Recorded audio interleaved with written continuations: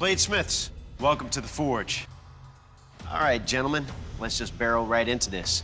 In your first round of competition today, you'll be using this.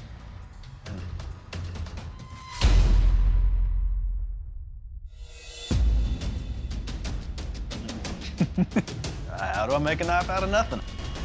This is a staple here in our forge, the whiskey barrel. In the first round of competition, we're going from barrels to blades. Your 3-hour forge time starts now. Game plan right now is to laminate together all the different layers of steel that we have, compressing it all into one piece, and then I'm gonna forge out of that piece. With the amount of metal available to me, I'm just wondering in the back of my mind, is this really gonna be enough steel to achieve the knife I want to achieve? I think these guys are gonna find out that they don't have enough steel. So is it okay to forge out what you got and then say, well, okay, I'm gonna add more now? You can, but the longer the piece gets, the more tricky the forge weld is gonna become. So it's better off doing it now while it's a shorter stack. You only have 2 hours remaining to finish your work. See Rob's material? It's like paper thin at this point. Need to add mass to it. My forge weld is pretty good, but I think I'm gonna be a little thinner than I wanna be. I need to add some more mild steel to this billet. Rob's adding more steel to his blade. I feel like this is gonna work. We'll find out. Over here, Michael is on the press, a very lean blade, and it looks like he's gonna go for a hidden tang to conserve steel. Smart move. I'm finally getting it out to a decent thickness, and my next step is to go right to the quench. Michael has just quenched his blade. Quench early. Yep. Doesn't hurt the blade. You can grind a quenched blade. I quench the blade before I do any kind of bevels, because having the tons of layers of steel in there, if it warps, you can grind it out. All right. Yeah, no warps. Come to the press. Ryan setting that next set of welds. Some of the pieces are heating unevenly, and I realize I have a few delaminations in the outer layers. Oh, boy. Oh, that's not good. Worst case scenario is that my outer layers fail and that I've essentially wasted that extra step. But I'm realizing that I can grind off the bits that are delaminated. Here we go. Oh, crap. A little bit of a twist, I think. Yep. Do it again. I'd let the knife get too cool to straighten it, so I'm gonna have to go back in the forge. Jason's in the quench again. Don't be stupid on me now. Still twisted. You know, they say insanity is doing the same thing over and over again and expecting a different result. But I'm gonna try it a third time.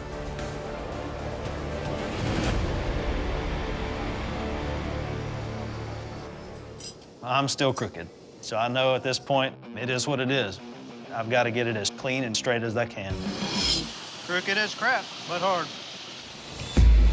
I've still not got the blade up to temperature to harden. I've got one shot at this. If this blade warps, cracks, anything, I am done.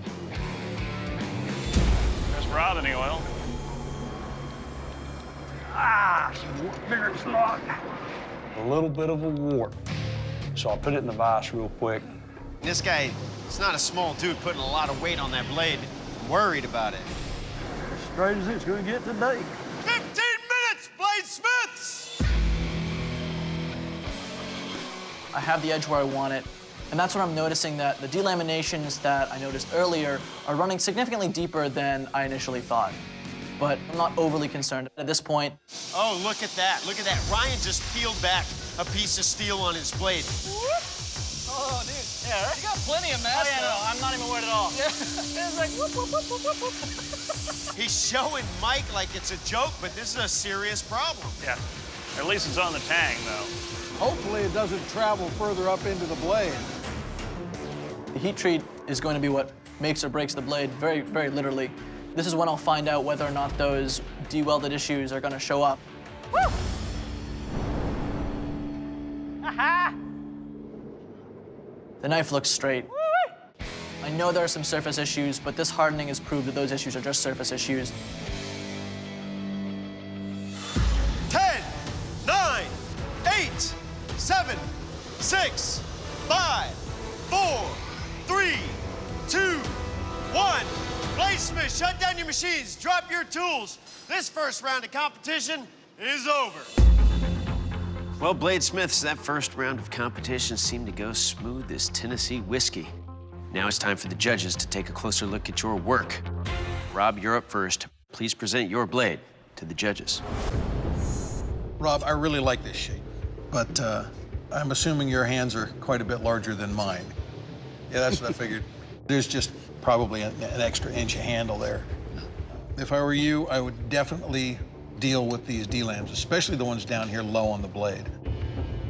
Jason, please present your work to the judges. Jason, I think you win the award for the biggest curve in a knife I've seen this season. That sucker's got quite a bend to it. But if you carefully apply heat in the spots you need to on this blade, you should be able to straighten everything out. Your handle doesn't have a lot of contour in the back end, but good job. All right, Jason, first up, I like the shape of your blade here. On your blade itself, there's really no delaminations or issues that I see with it. Good job. Michael, you're up. Please present your work to the judges. Other than these funny little D-lambs right up here, your steel looks fantastic. I'm a huge fan of hidden and through tang construction. I really like the fact that you've got a well-ground, almost finished-looking blade. Ryan, you're up. Please present your blade to the judges. First off, I like the whole competition cutter thing. One thing I'm concerned about is all these delaminations here. I mean, I can get my fingernails under a lot of these, and they're going all the way down here. Gives me the impression that more of this isn't forge welded together. So that's a big concern. Bladesmiths, the judges have evaluated your work, and it's time for one of you to leave the forge.